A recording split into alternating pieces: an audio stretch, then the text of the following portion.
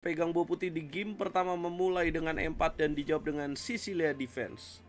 Wah, harus hati-hati nih Magnus, karena dari kemarin si MVL main pakai Sicilian Defense nih dan solid. Dan mudah-mudahan pertandingannya akan seru. Karena MVL juga pernah ngalahin Magnus, guys. Ya, pernah menyingkirkan Magnus di Champion Chess Tour. MVL nih kalau lagi stabil banget, menarik banget nih, pecatur dari Prancis, guys. Benteng E1 dimainkan, ini opening apa? Ini Sicilian Defense Classical Variation ya. Tadi dimulai dengan E4 C5 dan ya H3 ya. Menarik sekali. Ya, mirip-mirip Najrov ya. Ya, sebelumnya kalah 3-0 betul. Di turnamen ini kalah 3-0. Nah, tapi aku kasih tahu riwayat juga. Kalau misalkan MVL juga pernah ngalahin Magnus. Kalau masih dibilang unggul Magnus, jelas. Tapi ini aku kasih tahu fakta lainnya. Terima kasih Pete.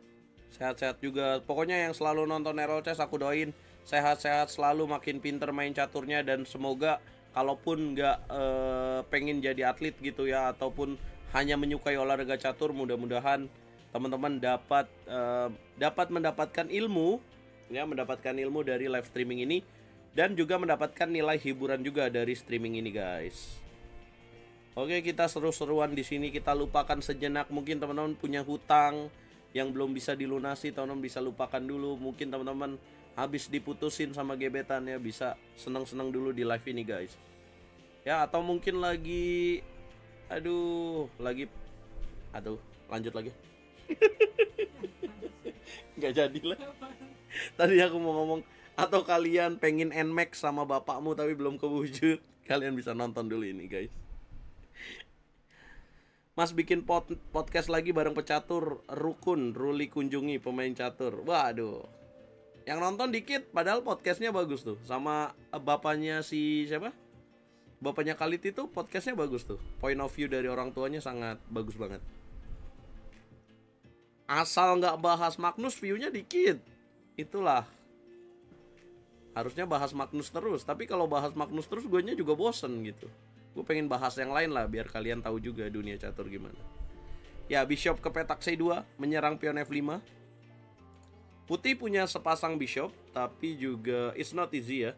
Tapi kalau dibilang unggul siapa? Unggul putih, karena punya sepasang bishop dan ini menyerang nih. Ya, kita akan lihat. Ya, hitam praktis masih kesulitan ya, karena nyerang mana dia. Mungkin gangguannya kuda C4 menyerang B2. Ini timernya catur cepat ya, guys, 10 menit.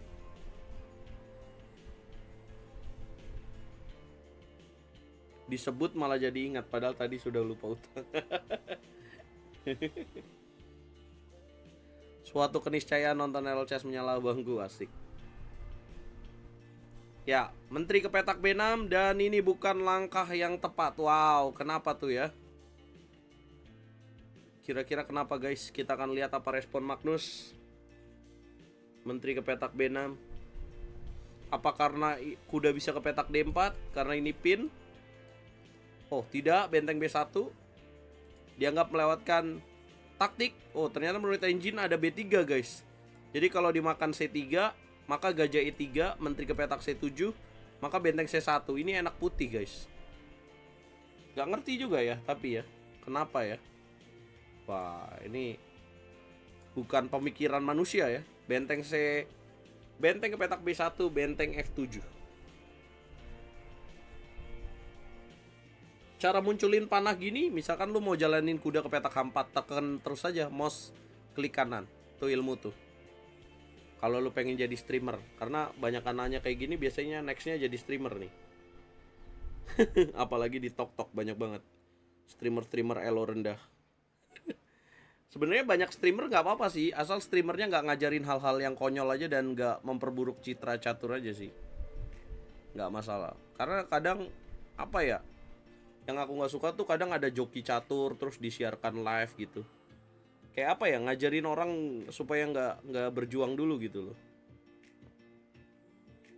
Mana lagi dia juga aktif turnamen nasional lagi. Itulah. Selamat malam Ketua si borong-borong, buset. Semoga cepet jadi GM Master, amin. Selamat malam. Queen ke petak C7, sepertinya menghindari bishop E3 ya. Ya, Magnus Carlsen mencari cara gimana caranya breakthrough the position. Bagaimana caranya membongkar pertahanan hitam, guys.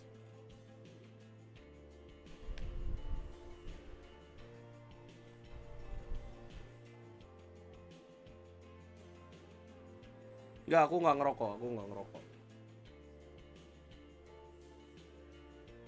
Ngopi.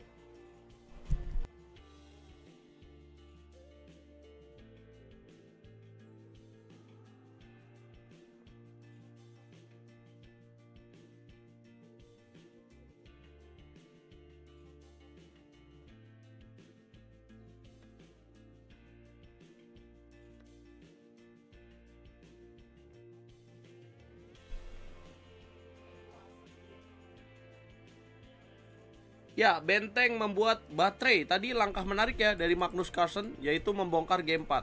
Emang sih kepikiran juga untuk game 4, tapi apakah berani? Kalau kita nggak berani ya, soalnya kan ini membongkar pertahanan kita. Tapi juga Magnus punya tujuan yang bagus, yaitu untuk slicing diagonal ini nih guys. Brilliant move. Ya, kenapa brilliant move? Saya agree as the queen, tapi ujungnya bisa checkmate nih kalau dimakan nih. Makan, queen ke petak H7, raja ke petak F7, bishop G6, raja terpaksa naik ke petak F6, bishop H5. Beuh, gila. Magnus merangkai kematian untuk lawannya. Gila. Magnus menggali kuburan untuk sang lawan. Brilliant move.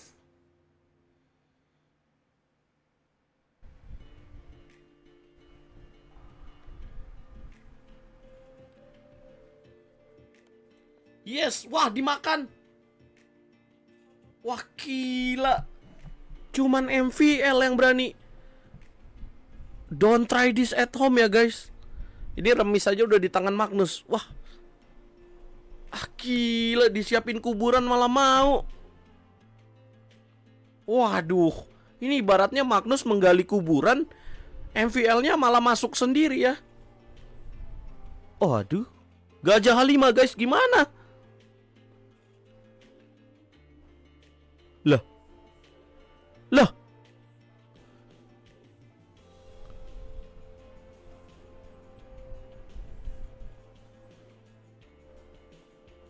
Lah. Gajah H5 ancaman checkmate.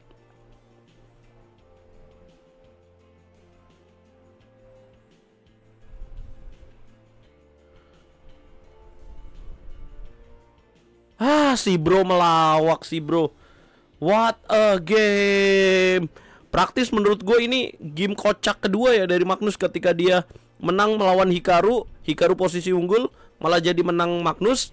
Dan ini game kedua kocak. Udah tahu dia ancam tapi makan dia. Harusnya bisa nggak sih jalan lain? Ya harusnya bisa G5 ya. Ini lebih bagus lah daripada tadi, daripada benteng F3. Waduh. Ya lanjutannya Menteri H7, Raja F7, Gajah G6, Raja F6, Gajah H5.